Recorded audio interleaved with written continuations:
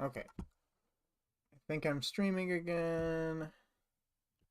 Okay, and let's get the individual stream link.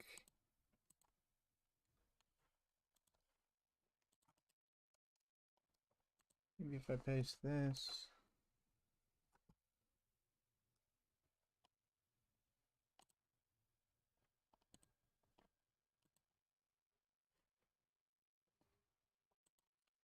Okay. Well, maybe nothing will happen because no one will join the stream. Uh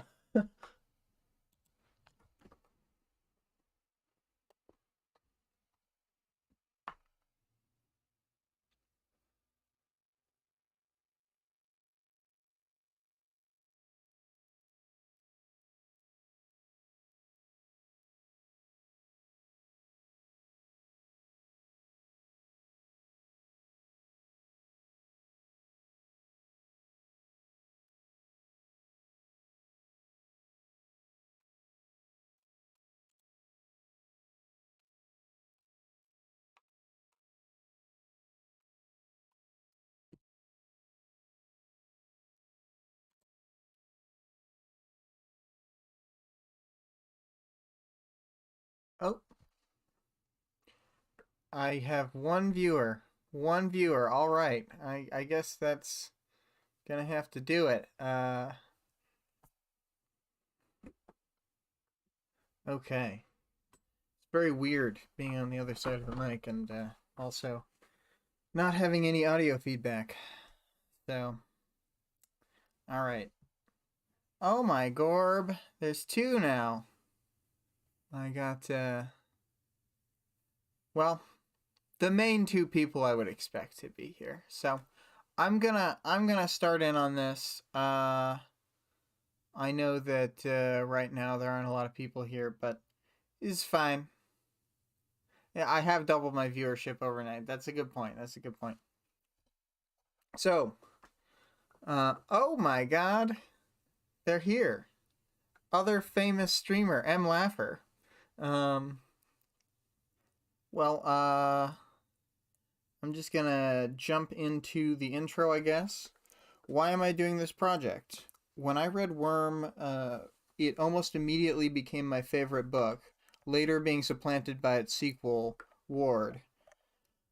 I found the story compelling on a surface level, but it felt like there was just always more to find and mine out, think about. Every time I reread the story, I noticed more things. New sentences will jump out at me, either laying amazing groundwork for later story or saying things that are much more meaningful once you already understand the setting or the plot. What is happening here? Oh my word. My coworker is lurking. Just lurking. I'll be trying to avoid a lot of major spoilers as I talk about the chapters so that new readers can listen without much of a problem, but this will not be a totally spoiler-free experience. So if that bothers you and you want to read totally spoiler-free, you may want to skip these chapter reviews until you've read the book. But which also, it's a web serial, but for the sake of ease, I'll just use the word book to describe it most of the time because it's not clunky like web serial. Um, when talking about the first few, when talking about the chapters for a given week, I'll be assuming that listeners have read at least to that point, but I'll talk about the basic plot of each chapter as a refresher as we go along. The chapters start shorter and will get longer, so hopefully we'll get a chance to get used to this while we're on the shorter stuff. Okay, what are the questions, Em? Question time now.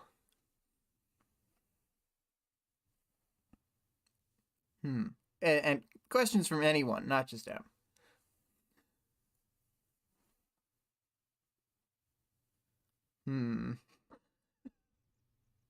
Despite the many questions, none are forthcoming. All right, Em, I will address things as you figure out what you need to know. So gestation 1.1. Oh wait. Oh, okay. Okay, what was that thing about there are superheroes and soul superheroes? No, that's solo superheroes, like singular.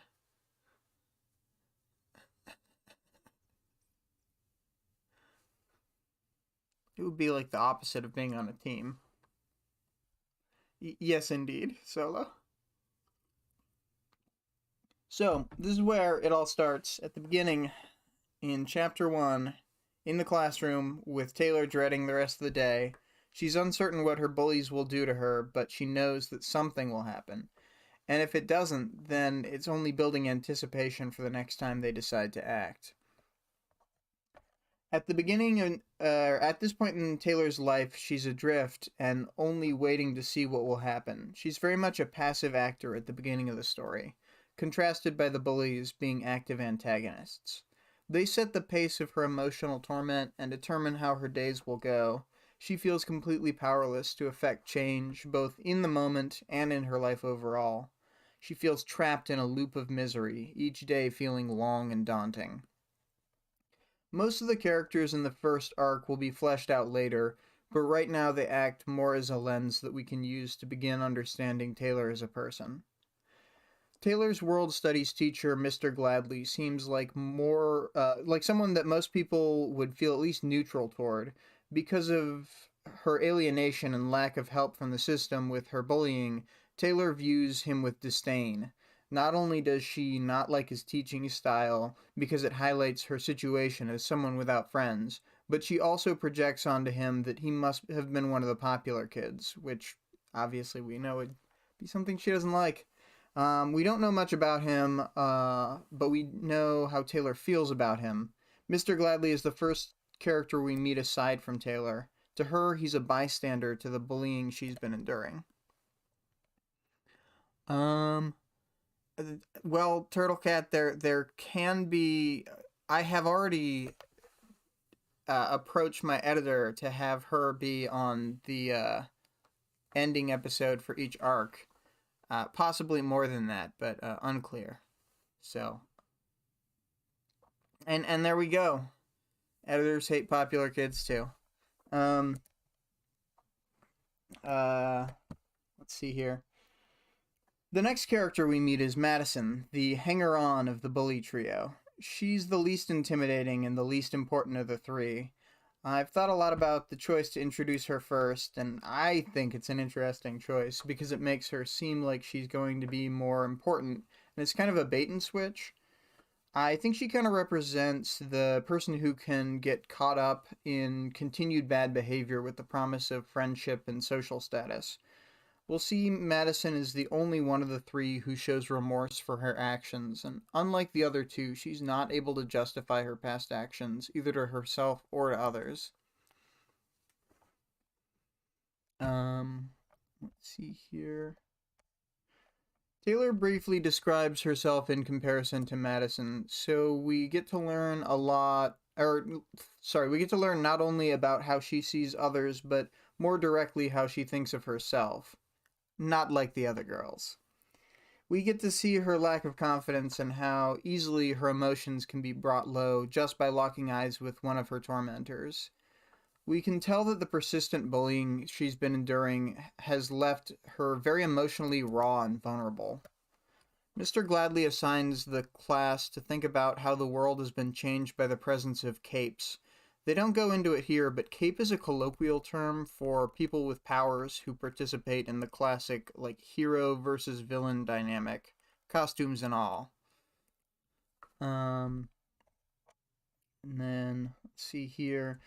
As lunch starts, Taylor moves quickly to her hiding spot to avoid conflict. Trying to read as she eats, she continues a book she's been reading for class called Triumvirate, which is a biography of the top three heroes on the biggest hero team in North America.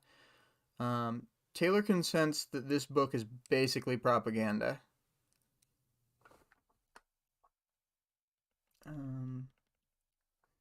Despite her efforts and the let's see in the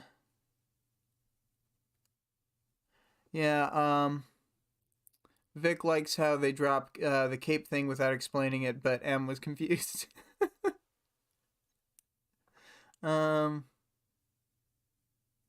um, Turtle Cat, why are the bad guys called capes too? Because they, yeah, it's what Vic just said, because they also dress up, I think. So, it's just sort of, I mean, heroes are called heroes and villains are called villains, but to refer to either side, it's capes. Um, oh, here we are. Despite her efforts and the previous success of this strategy, she's found by her bullies. Here's where we meet the other two in the trio, Sophia and Emma. More focus is given on Emma, as her actions have the strongest emotional weight on Taylor, given that they used to be best friends, which is revealed at the end of the chapter. When Taylor knows that the trio are about to try something on her, she immediately tries to escape, but all of her efforts are futile against the force that the three of them can put up. I think this is a good establishing moment for showing that she's once again reacting to her enemies. Later in the story, we'll see that she almost always acts first. She tries to set the pace of her conflicts. There's a brief description of Sophia and Emma as being prom queen types, with Sophia being more athletic and Emma having more curves, both being contrasted to Madison, who is described as being a cute late bloomer. Um, and according to Vic, Emma is the Chad of the group. Um, let's see here. At this point, after Taylor is on the ground, covered in juice, with a ruined backpack, all she can do is contain her rage and just not speak to try and not give any insult ammunition to the bullies. Once they leave, Taylor looks at herself in the mirror, and we learn that she has a thin-lipped, wide, expressive mouth, large eyes, and a gawky figure, which we can read as her being very thin with long arms and legs. We also know that she has glasses, long curly black hair, and we see the way she's dressing herself, fully covered up in baggy clothes, a pretty direct metaphor to trying to hide herself from the outside world. The image that I have up on screen, which I'm assuming is the only thing that is broadcasting out, is a picture of Taylor looking at herself in the mirror.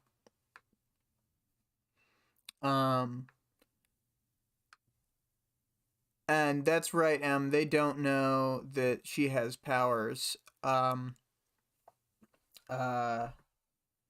Very few people have superpowers. I think that sort of standard numbers for America are like 1 in 8,000 people or something, which still seems high. Um, but, you know, whatever. Um, yes, Vic, she's special. Um, let's see here. But yes, the art, all of the art, chapter to chapter, will be courtesy of Victoria, and here's the first piece on screen now, and then we'll get another one for the chapter 2.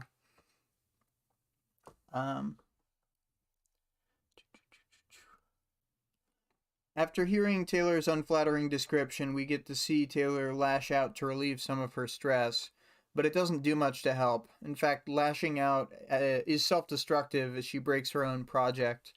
This is a micro example of one of the themes, Taylor and other characters acting reckless and even directly self-destructive when they're under pressure of different kinds.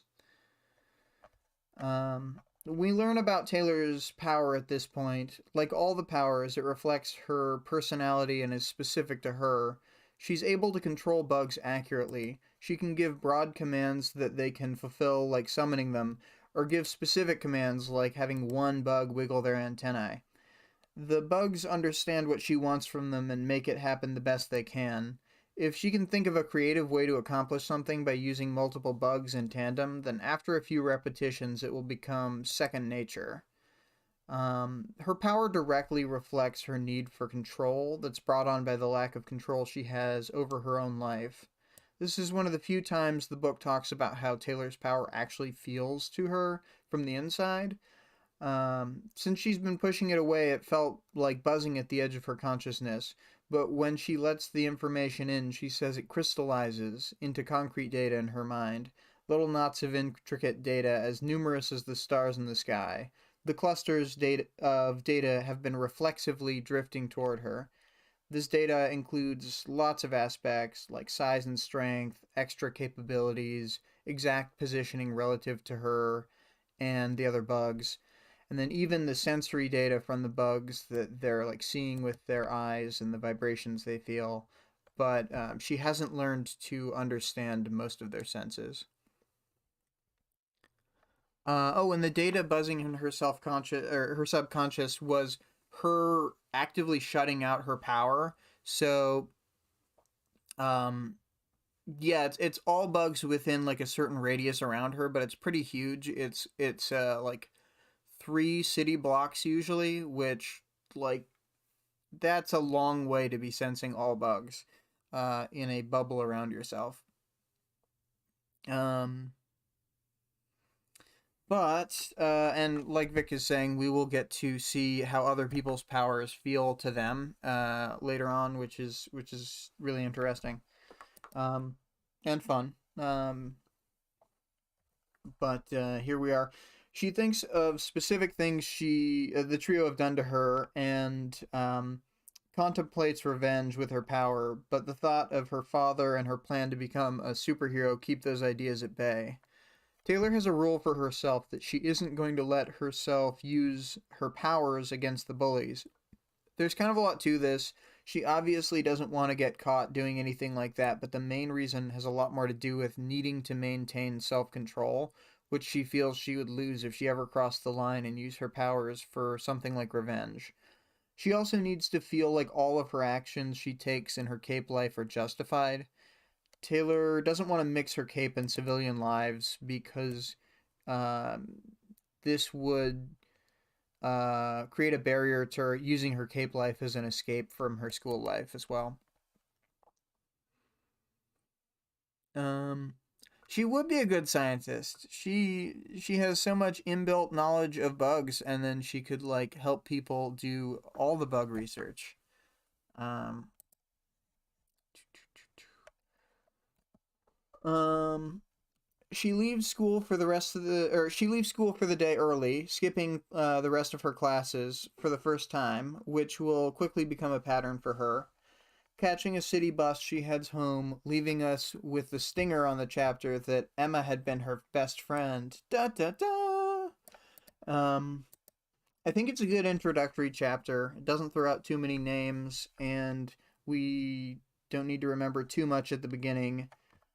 Just a few people for us to focus on and think about. We learn about Taylor's basic situation in life, attitude toward people, and we scratch the surface of her power. The first chapter gets a lot done with relatively few words. Throughout the chapter, a few things are said without context, like the mention of capes, the triumvirate, and the protectorate.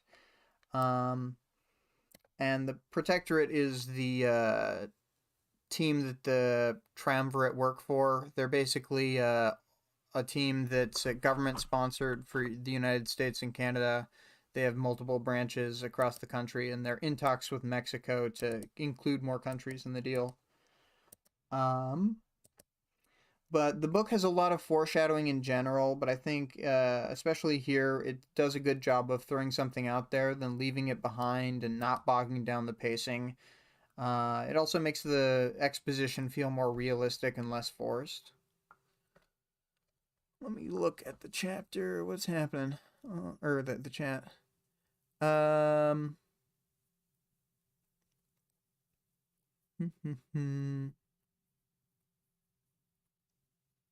Oh yeah, I didn't mention it.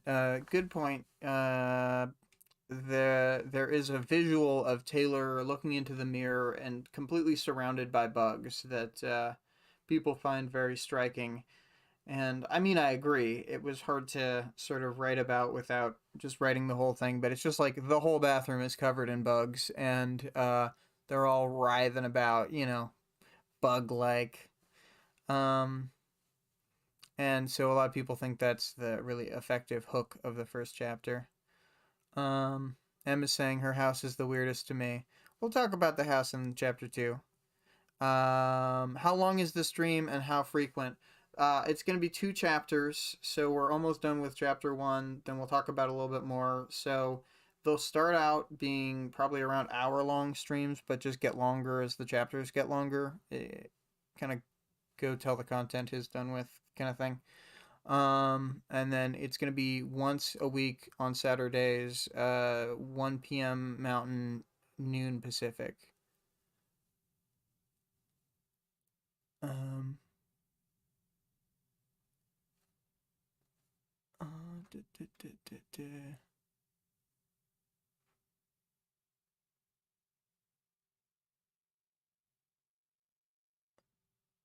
Oh, I did skip the she would have the best Halloween house decorations. Um,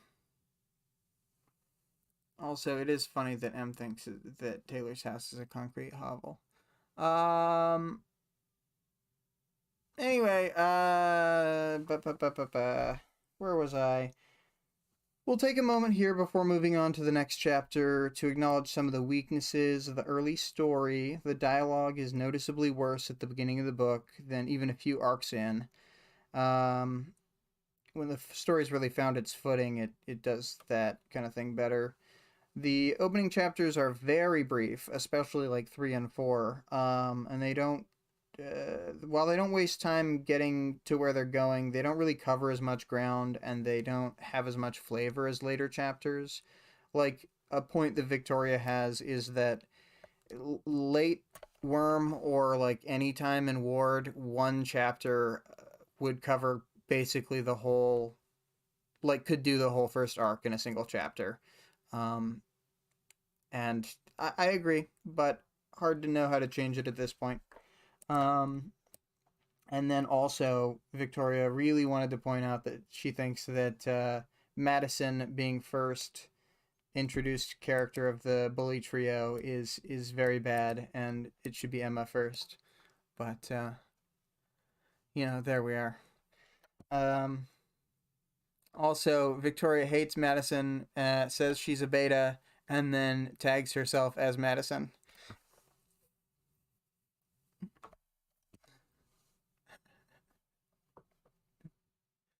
Um, I think if he novelizes, he should change that up. Yeah, all right, Victoria. All right.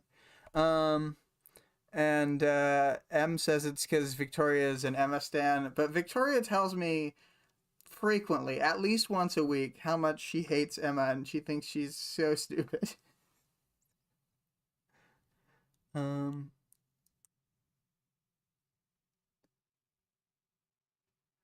um, Greg is mentioning his old murder basement, classic. Uh, it was from a house that was built in the 19 teens and looked about, yeah. Anyway, I think I'm going to move on from this Madison hate festival that Victoria would want to start up, and we'll be on to 1.2. We start with Taylor riding the bus home, the city bus, and taking stock of what was lost in her backpack. This is a good glimpse at Taylor's utilitarianism and way of thinking about the tools she has at her disposal. This will extend later to her mind, her bugs, and even fellow capes. I'll be using a term from the community, Taylor's toolbox, which is shorthand for talking about the way she thinks through situations and all the assets she has on hand. One of Taylor's most important skills is the way she can think through a problem and keep coming up with solutions until one works. She also thinks about her history with Emma.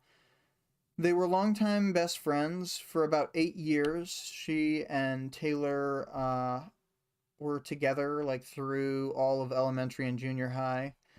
Taylor's never understood Emma's sudden flip before they started high school. Emma seemingly replaced Taylor with Sophia and used everything she knew about Taylor from their time together to make the bullying more specific and effective. Aside from everything, Taylor feels crushed by the betrayal of Emma. We'll later see that she often looks for an oncoming betrayal and compares situations to how Emma turned on her. Betrayal is important enough to the story that it can be considered another theme. Taylor sees people who betray other people as bullies, but has strong enough compartmentalization skills to not even recognize she's doing the same thing she hates later on by actively putting herself in a situation where she'll have to betray people who trust her. Um, uh, Justifying that she's unwilling to dwell on Emma any longer, we get to see Taylor compartmentalize that away for now. She compartmentalizes a lot of things throughout the story to help her moment to moment, but at this point it most clearly resembles how she deals with her own power, by blocking out as much of the incoming information as possible and trying not to think about it. In both instances, trying to let the feelings in has been too overwhelming and painful for her to deal with. We can safely put compartmentalization on that list of themes. Taylor takes about or talks. Bleh, Taylor thinks about one of her ruined items, her superhero notebook. Taylor's taken some basic safety precautions, but they're kind of flimsy. Having a notebook like this, written in a cipher or not, isn't really the best idea. She's thinking about the future and planning, but this is a clear sign that she doesn't understand the scope of the potential threats and enemies she'll be facing. No one is there when Taylor gets home. She knows her dad won't be there for several hours, and they're the only ones who live there. She tries to wash off, and we see her think about something that will come up several times throughout the story. She tries to take a negative and turn it into a positive. In this case, she's taking the destruction of the notebook as the burning of a bridge, and the positive is that she needs to move forward and go out to fight crime even sooner. Taylor isn't a very positive person anymore because she's been so abused at school for the last year and a half, but she's able to give herself or to get herself out of her normal modal thinking and approach problems in different ways.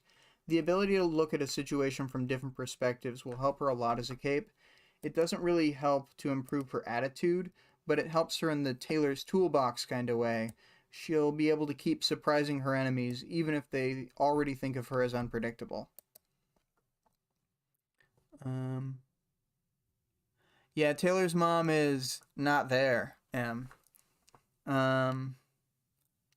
uh, and it's, yeah, I mean, we'll talk about her mom later. Not that it's like a huge spoiler or whatever, but, it just sort of, we'll just pace it as the book paces it. Um, and yeah, I agree, Greg. Her notebook is like kind of crazy. She mentions that she has like 200 pages of detailed writing, which is a lot. Um, and then let's see here. Uh, yeah, yeah. I mean, it is. When Victoria read this the first time, she was like, "What the fuck" about the notes. But it is 3 months of just her feverishly writing up everything she can think of. It's the equivalent of the Snake Book. Um, let's see here. Taylor says she's more likely to hurt herself than retaliate against her bullies, which fits her current low self-esteem and confidence. It's also reflected in the way she thinks of her power as being inherently underwhelming, a taser compared to other powers being a gun. The idea that having a power is like always holding a weapon is something we'll continue to see throughout the story. Having a power lowers the barrier of entry to acting violently, as you can't set down your power and walk away from it. When police were given less lethal weapons, police violence actually went up because of a similar lowering of the perceived barrier of entry. The way Taylor goes all out when she sees her enemy's powers as being much stronger than her own kind of reflects this and is a similar phenomena.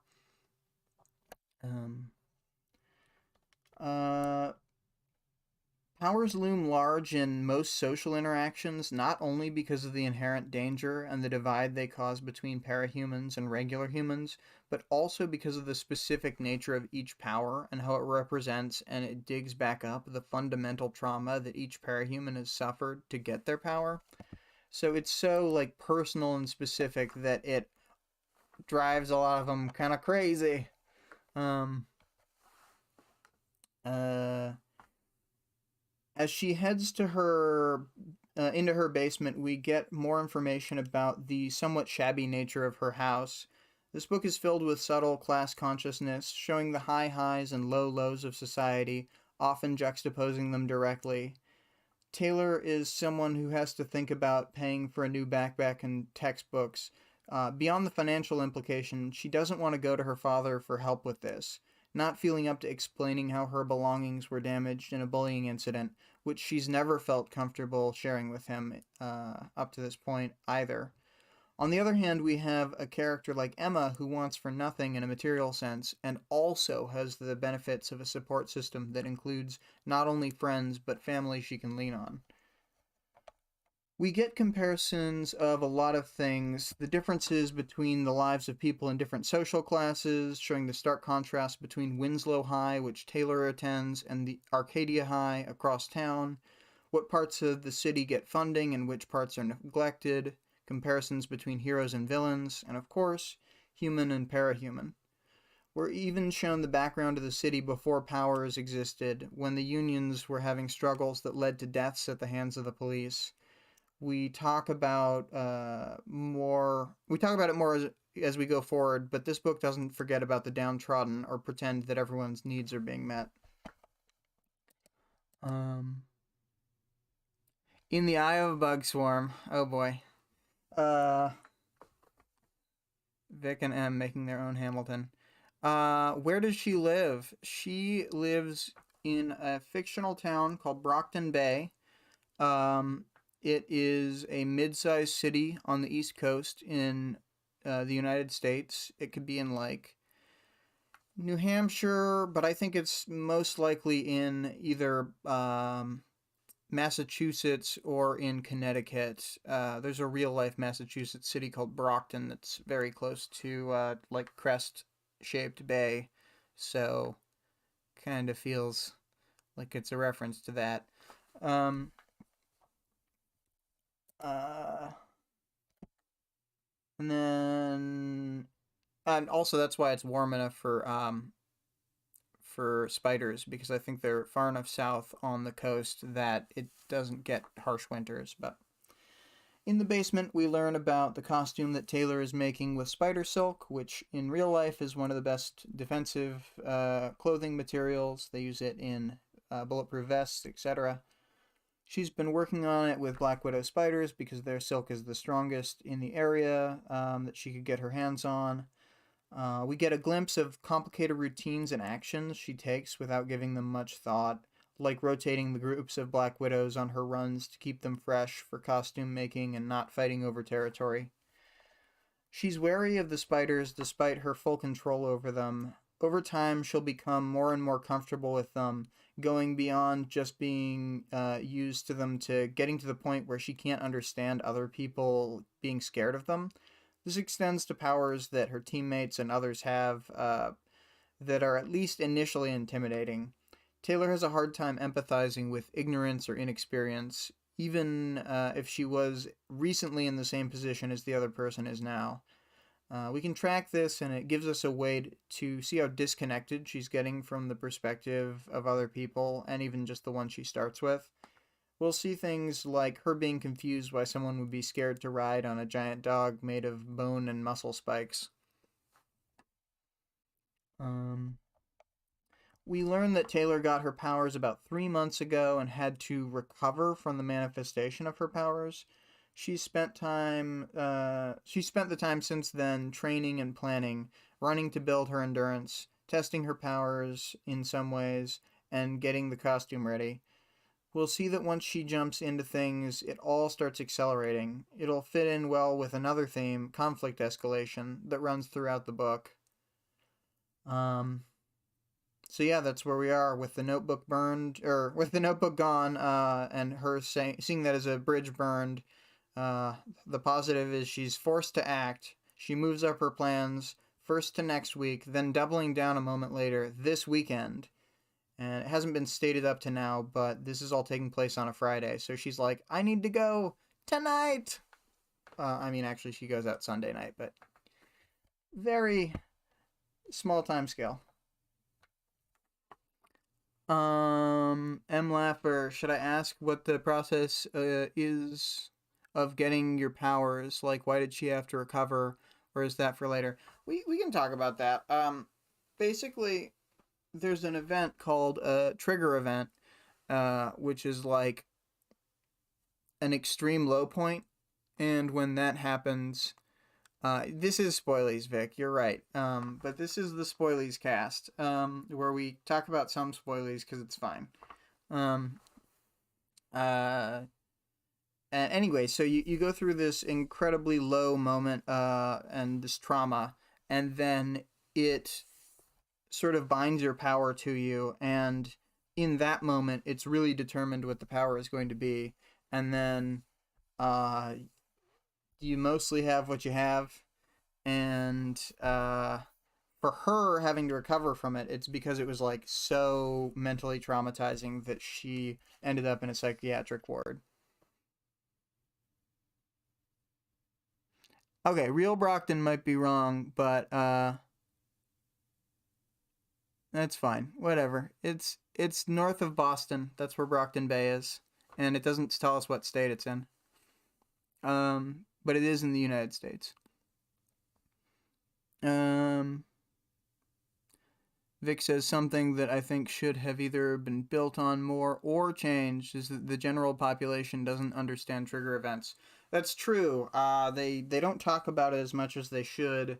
They actually, it gets built out better in Ward when people are sort of looking back on the past, but the general population doesn't understand what trigger events are and have even been lied to with propaganda like that Triumvirate book, to think that there are multiple ways to get powers, including having like an incredibly heroic moment.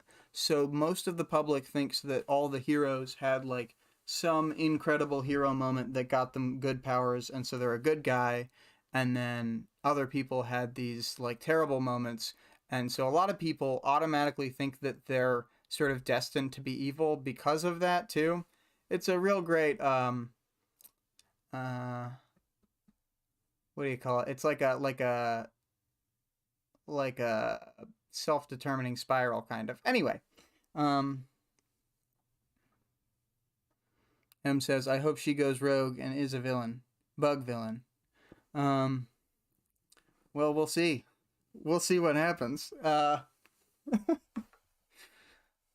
Self-fulfilling prophecy is probably exactly what I meant to see. And that's also what so multiple people were able to say self-fulfilling prophecy. Yes, indeed. The themes, as if the group wants to talk about them. Insect menace, I agree. Bullying.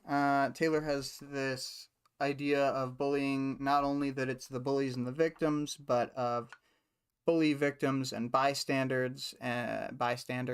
And she even seems to have more hatred in a lot of moments for someone she perceives to be a bystander than someone who she sees as a direct bully.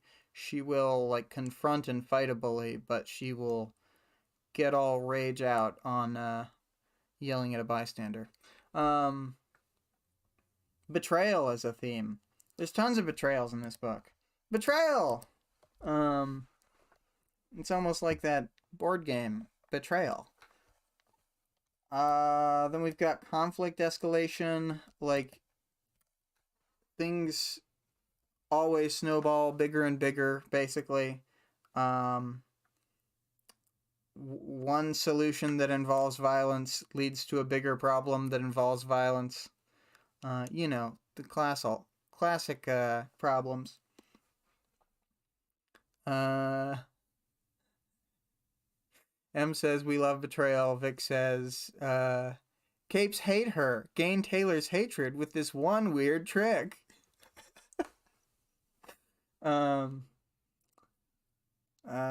After escalation, we've got class comparison. Tons and tons of it throughout the book. We'll see all sorts of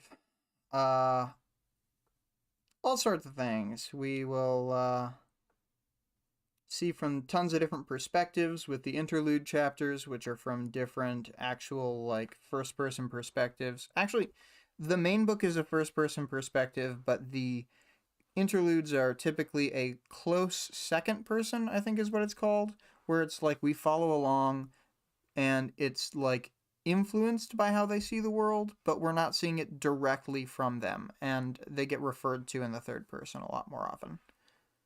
And then we get compartmentalization. Classic Taylor being able to separate herself from her actions, separate her actions from the consequences. Just lots of things. Another theme that Vic wanted me to put on here is not like the other girls. Taylor is indeed not like the other girls. Other girls wear makeup. I wear a coating of bugs. We'll go over a quick glossary here. We already talked about, I don't know if we've said the word parahuman yet, but parahumans are the people with superpowers. They get referred to as capes as the slang whenever they have an actual costumed identity, but loosely cape can mean anyone who, like, fights with powers. It does typically come with the connotations of it being like the way that North American people culturally deal with the, like, superhero phenomena and stuff. The Protectorate, like we said before, big North American superhero team, has a bunch of branches all across America and Canada, and then trying to expand to Mexico as well. They're like celebrity cops. Okay, what is happening in the chat? M says not like the other girls is an important theme. You go to Sephora, I go outside and get covered in spiders. And yeah, Victoria's right. Non-jokingly, it is probably actually a theme with her female relationships later. You eat salad. I know that your salad is full of bugs. We are not the same. And then every time we do one of these and there are new characters, we'll talk about them briefly. New characters, right at the top of the list, Taylor Hebert. She's our lovable protagonist. All the narration we get in the main chapters is from her. She sees most things in the world in a very straightforward way. We'll be able to contrast her viewpoint later as we see more interlude chapters. Taylor has a tendency to talk about what race someone is, but only if they're not white. This could be seen as problematic, but I would say it's a stretch to call Taylor racist beyond the inherent racism of American society. Taylor is tall for a girl, stick thin, has black curly hair and brown eyes. She's white, but with the kind of skin that's more likely to tan than burn in the sun. She wears glasses. During the opening of the story, she wears baggy clothes to hide her appearance. Very depressed and has been perpetually bullied for over a year. Gained her powers about 3 months ago, in January, the day after winter break ended for her school. And yes, Emily, she does do that.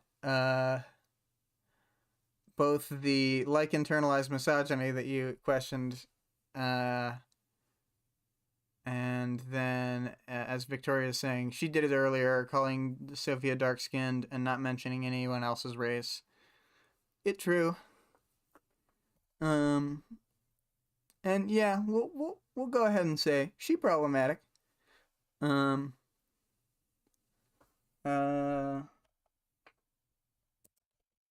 Let's see here. Taylor is our problematic fave, and Lisa is also our problematic fave. Emma Barnes. Emma is a tall, curvy redhead. I don't think it's mentioned specifically, but I had always imagined that she has, like, that super pale skin of most redheads. You know the type. The Greg type. You can think of her like a mean girl style popular girl. She's attractive enough that she's been able to get modeling experience for things like catalogs at the local mall. Emma was Taylor's best friend throughout her early life and helped her get through a lot of hardships, but the summer between junior high and high school, Emma became best friends with Sophia while Taylor was out of town at a month-long nature camp. Taylor's never been able to square the circle of why Emma would betray her. Betrayal. Um, oh yes, and Victoria's pointing out with the writing quirks. I think a lot of his writing quirks turned into Taylor's personality. As he improves, she stays consistent. So yeah, like Taylor Taylor is like just sort of more generic early writing of the writer, we kind of think. Because I agree with this. And then as he expanded his capabilities, Taylor stayed similar, but the overall book gets much better. The dialogue and her mind changes in certain ways, especially as she just sort of comes out of her shell. And she's 15 and sucks, you know? Um, let's see here. Sophia Hess. Sophia is more physically fit than the other two bullies. She has dark skin, as noted in the book. She's on the track team and is described as being a prom queen type, similar to Emma. Sophia is the most physically aggressive toward Taylor and was involved in whatever turning point that Emma had when she started bullying Taylor. Madison Clements. Madison is the least intimidating of the three bullies. She's cutesy, short, and young looking compared to the other two. She does the least stuff to Taylor of the trio, but for example, the juice prank was her idea. Another assumed white person, as Taylor doesn't mention anything about it. Mr. Gladley, he's a younger teacher who teaches Taylor's world studies class. He's kind of a cool teacher who does group projects and more engaging classwork like mock trials, but Taylor doesn't like him because she sees him as a bystander to her bullying, which he mostly is. And kind of an adult analog for the people she doesn't like in high school. Um, he's not like the other teachers. That's exactly right, Em. Um, so we also are going to have a little section where we talk about the what we understand like power knowledge and world building information. So far we've only the only power we've seen is Taylor's ability to control bugs with her mind. She pushed the power away as best she can to keep living her normal life, but as we see, when she becomes emotional, the power reflects her feelings. So it would become harder for her to keep things under wrap and keep it contained as she like spirals further from the bullying. There's a lot of versatility to what she can do and what she can get the bugs to do. She also receives a lot of incoming information from the bugs as well. The most important at this point in the story is the relative position to her, so she can sort of map out areas by coding it in bugs. Pretty cool. Um, and that's kind of it at this point. We're very early on in the story, so we can talk about anything we want to talk about, but oh yes, Victoria asks first time readers ideas for Taylor's cape name. M says, God, I wish I had bug powers. Me too. I mean, if it's that or no powers, bug powers.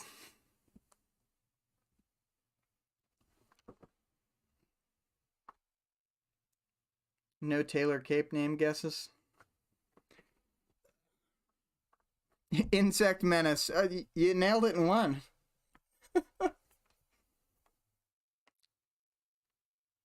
Wow. Um, that's pretty bad. Okay. I think it's funny. Um, the bug burglar. The bugler. Spider Queen, but with a W instead of a U.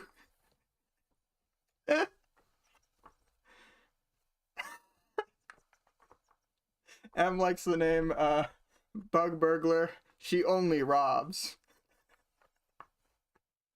Queen Bee from Vic. What M, since you have no idea, or anyone else who's like a first time reader, what do you think like other cape names are like? What do you think that someone's cape name would be? Just throw out some. Robs with only bees.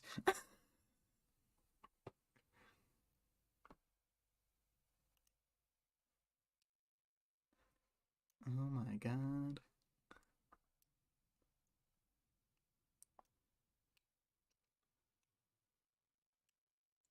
No cape names. I hope that they're really cheesy, but I don't think they will be. Like what if they're serious? There are a whole range of character names because they are Squirm, awesome. I think that's a great cape name, Squirm. There's a lot that are just proper nouns. There are uh ones that are pretty esoteric. There are ones that make a lot of sense once they're explained. Some of them, they're only named something because of a teammate. A cheesy name is Blank Man or Blank Woman. There are some cheesy Blank Man or Blank Woman style names. Yeah, we can mention some of the good ones. Victoria, throw out some that you think are... Wait, is her name going to be Worm? Well, her name will not be Worm. That would be funny, but Cheddar is my favorite cape. Yeah, Victoria throws one out there. Clock Blocker, right as Greg throws it out there. Victoria says Lab Rat, Skid Mark. I mean, these are some great ones. Yes, Clock Blocker indeed. Fucking Jack. Just, I mean, he's technically named Jack Slash, but he's just Jack. Yeah, there's a lot.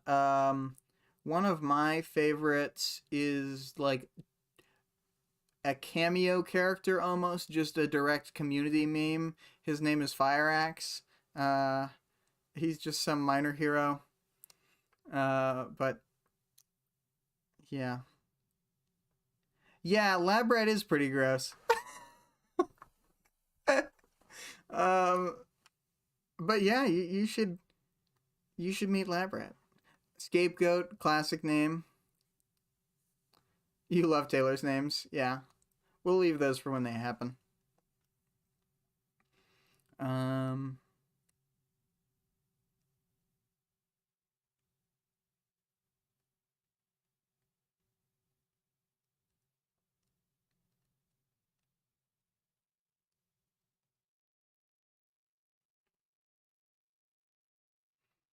yeah, some capes have multiple names over time. Lampshade, that's a great cape name. Um,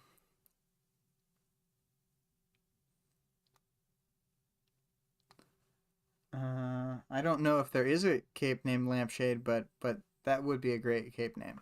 Um,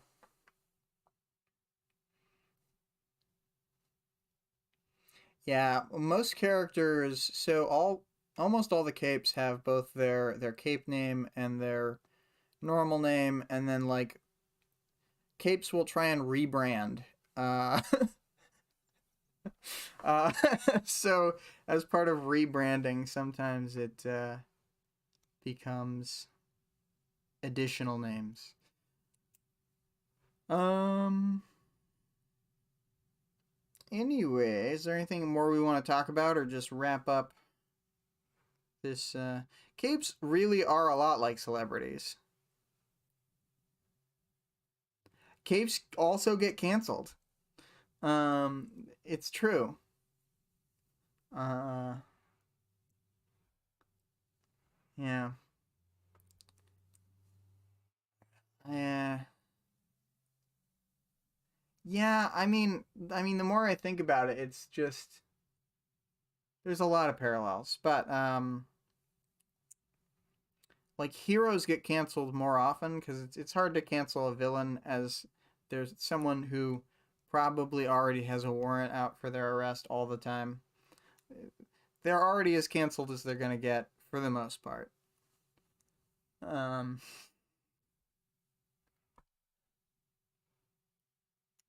I love that it's like Metro Man from Megamind. There's villains that are like streamers. It's true.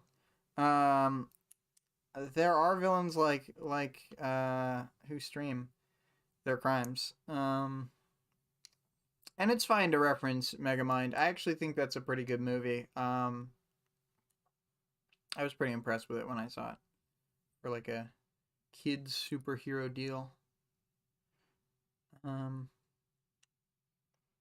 I would stream crimes. I don't know if it's the best idea, Em. You could do that now. Are the villains as well known as the heroes, or do they act more in the shadows? Some of them try and act in the shadows. Some of them act publicly on purpose so that they get more notoriety.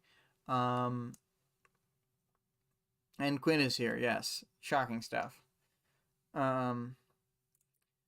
Just last night, Em was saying how Quinn is one of her favorite names because names with Q's or Z's or Y's, I think it was. No, it was Q's or Z's or X's because Roxanne was the first name that led this thing going on. And yeah, I thought it was funny and didn't want to say anything last night, but I'm like, screw it now. Yeah, X, Z, and Q. There we go. It has been clarified. Think.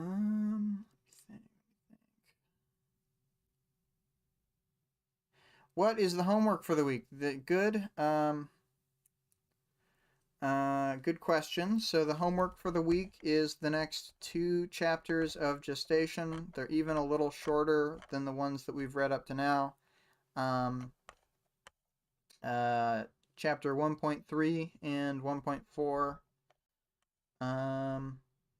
Same time next week. It's just going to be the same time every week unless there's a specific problem. I measured the approximate length of the chapters, and I think that 3 and 4 are about 3/4 as long as the last 2. Oh my god, I woke up in a cold sweat at 12 your time and listened to the chapters. Jeez, what a teacher's pet asking for homework. What do you think about doing listening parties? Yeah, no, I would be really into that. I don't know when.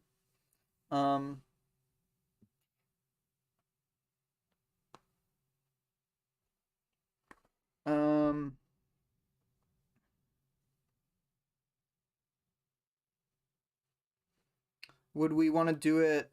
I mean, my schedule's a little weird. Like when I'm working Monday through Friday, it goes till 8. So the soonest I can do something is 8:30. Um, we could do it right before. We'll have to time it out, I guess. Um, we can measure the chapter length and then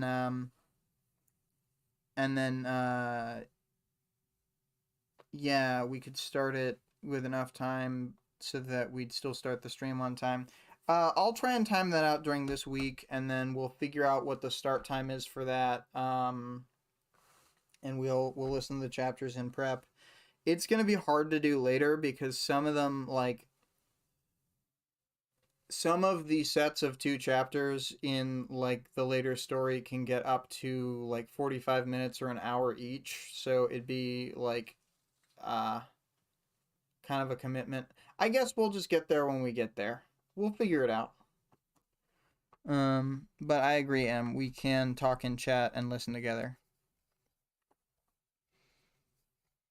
Let's see here. Oh, and you know what? Homework is think about capes and how they've changed the world. They've only been around for 29 years. So, 1982 to now, the present year of 2011. Um,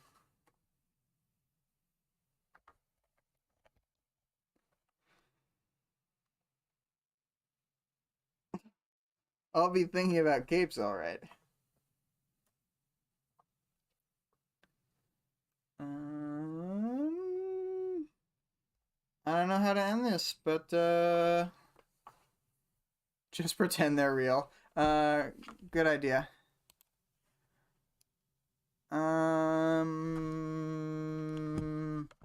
Oh, I'm gonna stop the stream now. I could go on in this sort of mid energy. I didn't plan an ending. I'm sorry, Turtle Cat. I planned several things, and an ending was not one of them. Um, and yes, thank you for your thanks, Emily. This is gonna be fun, I think.